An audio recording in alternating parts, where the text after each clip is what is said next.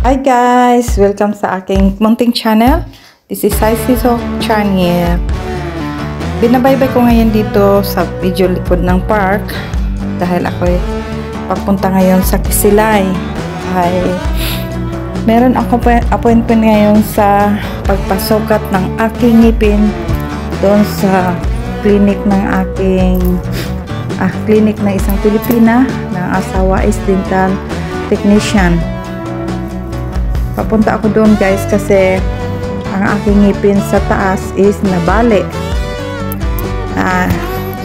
Ito artificial lang na ngipin. Matagal na, noong 1990 pa ito sa Malaysia.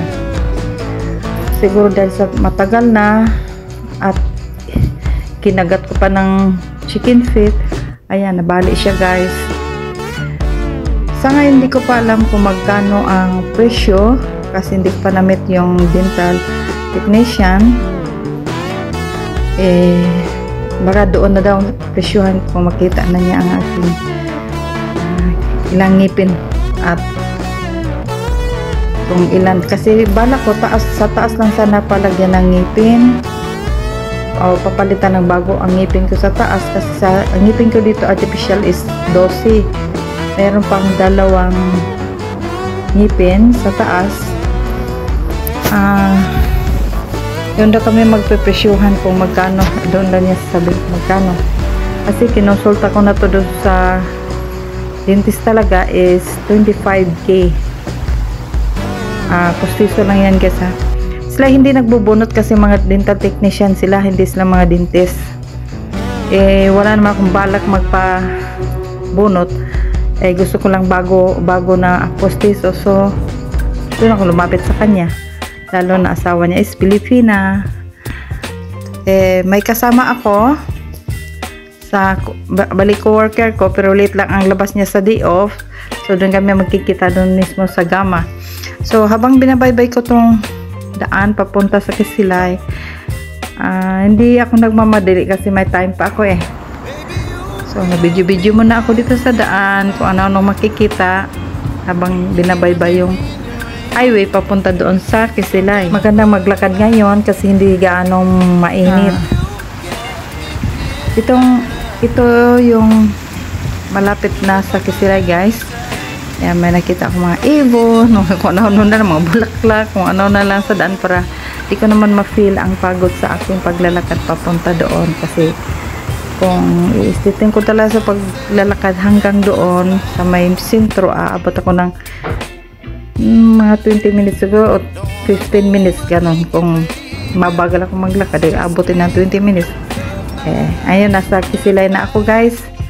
I-meet ko na yung kasama ko sa work para diretso na kami doon sa clinic ng dental technician at para magkapresyuhan na magkaalaman na kung magkano at kung mas mura sa kanila mas maganda kasi kung mas mura doon ako sa kanila. Ito na yung kasama ko guys, yung nauna. Siya ang nakakaalam doon sa Pilipina, pero before sa clinic imimit daw kami ng Pilipina kasi hindi rin kabisado ng aking kasama sa work nga si Tess papasok doon sa clinic. So makikita kami ngayon, salubungin kami ng asawa ng technician para dalhin doon sa clinic ng asawa niya. Sa ngayon guys, ang crowded ngayon dito kasi rush hour na mag-i-iftar na, kaya yung mga tao nagmamadali nang umuwi. Ano yan yung galing na sa andito na pala yung asawa ng technician guys, nakita na kami. Sabi niya malapit na daw yung clinic ng asawa niya. Sir yan? Ito na kami sa clinic nila guys, sa loob. Mayroong ibon ditong napaka-cute. Sabi magsasalita. Tingnan ko kung magsalita. Merhaba? Merhaba? Usap ni Rose lagi yan. Hello? What? Big Charles listen? Adini? May yung tubag? Ha? Ne? Hinay kayo yung busis? Hinay ang boses? What?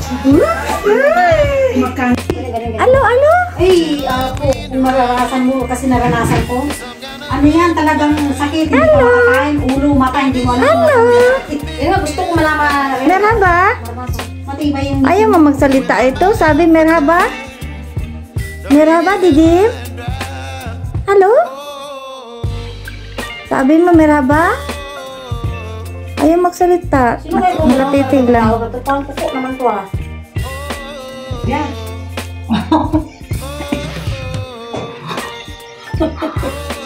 She's crazy. This.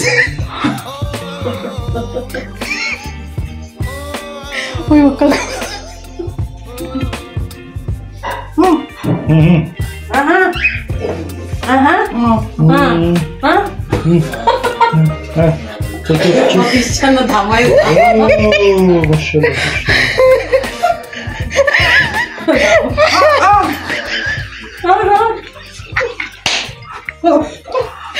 Seryoso ba?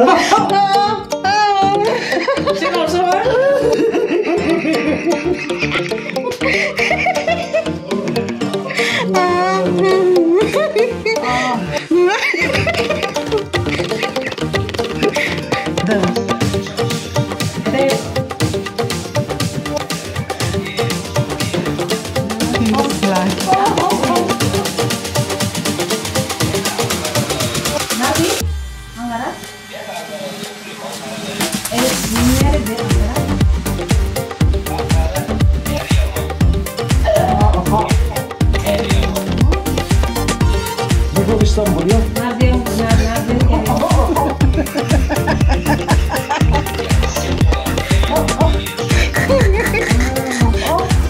Very before Istanbul. Gubin rasanya.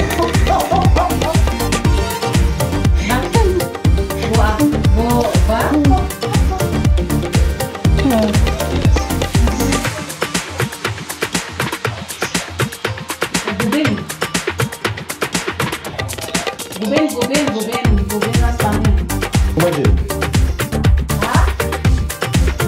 Gubin nasal na moda. Ya aynen işte anlamda.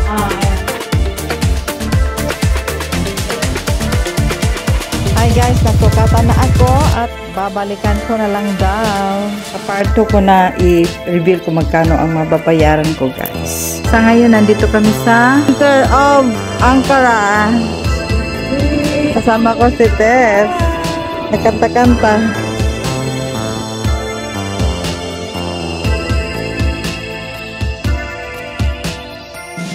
Dito kami sa ano guys? Oo nga. Pagkapatrol. Lipstick. We are in Milan guys. We are in Milan. Sa ganitong oras, rush hour guys. Anywhere. Haba ng bilang hanggang doon sa dulo.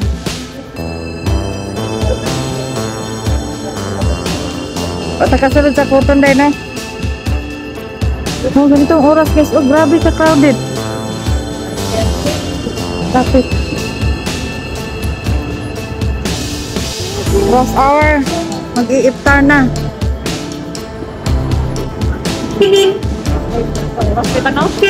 Rush hour. Good morning guys. Andito na ako sa bus ngayon. Nakasakay na ako ng bus. Good morning sa inyong lahat. Lalo na sa mga nagbiyahe pabalik at papasok sa kanilang mga trabaho. Ako pabalik na sa work guys. Hindi na ako nakapag-video kagabi kasi sobrang pagod sa kakahintay doon sa sa isang kaibigan na ipit sa traffic. Ang oras ngayon is 7:05 ng umaga. Pabalik na ako sa work. So ang nangyari kagabi guys is dumating man yung hinintay namin, late na, naghapunan na lang kami sa labas at hinetad nila ako sa boarding house ko at sila naman ay umuwi na rin. So yan ang mga naganap sa aking day off. Sana nag-enjoy kayo sa panonood ng aking video guys. Ngayon, kung sino man yung mga kaibigan ko na nandito sa Ankara at gustong magpaayos ng kanang o magpapakustiso, sabihin niyo lang sa akin, o sinong gusto magpa-brace. Alam niyo naman ang Facebook ko, Chloe Monty. So, para samahan ko kayo doon or i-connect kayo sa Pilipinas na ayun. So, wala akong commission dito guys ha. Gusto ko lang ay yung tulungan. Yan lang.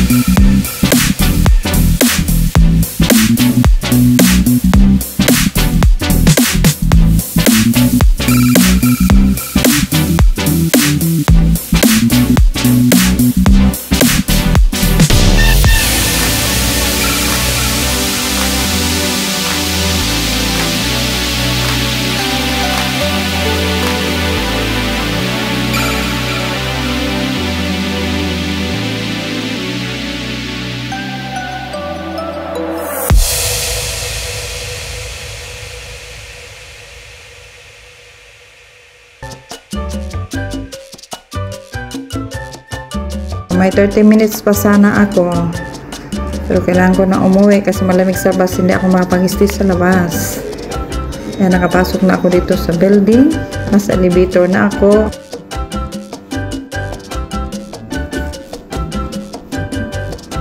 Hanggang dito na lang guys. Bye na sa inyong lahat. Huwag kalimutang mag-subscribe. I-hit ang notification bell para magkita pa tayo sa next episode ko. Bye everyone. God bless.